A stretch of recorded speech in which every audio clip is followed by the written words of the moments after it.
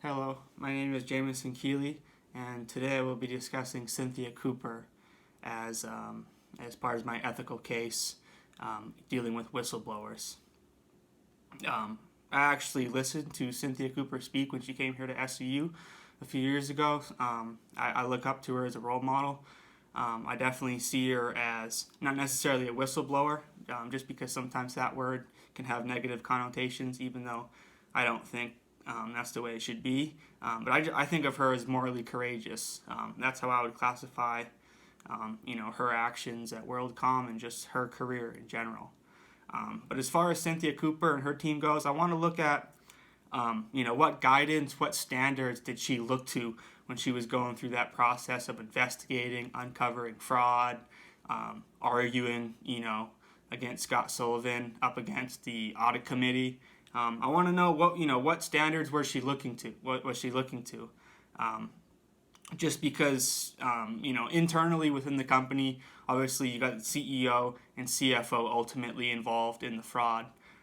So the ethical culture wasn't very strong there, and she didn't really have anywhere to look, as far as WorldCom organizational, ethical resolution policies.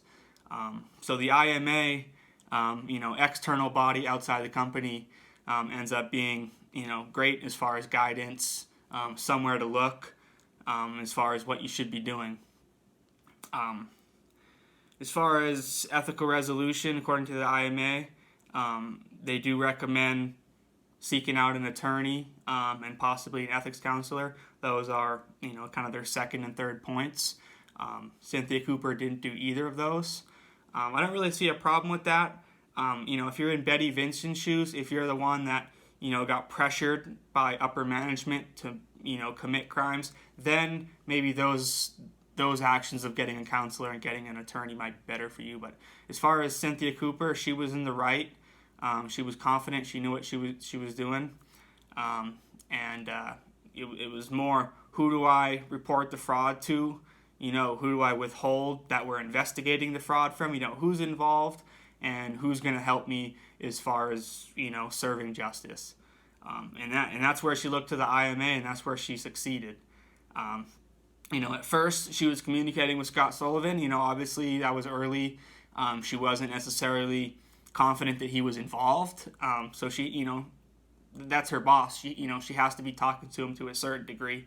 But as she learns more and more that he's involved in this and that, definitely becomes a lot more of a chess game, and she does a lot less talking with Scott Sullivan and a lot more, preparing, how can I be the most prepared that I can be for the audit committee where I present my evidence.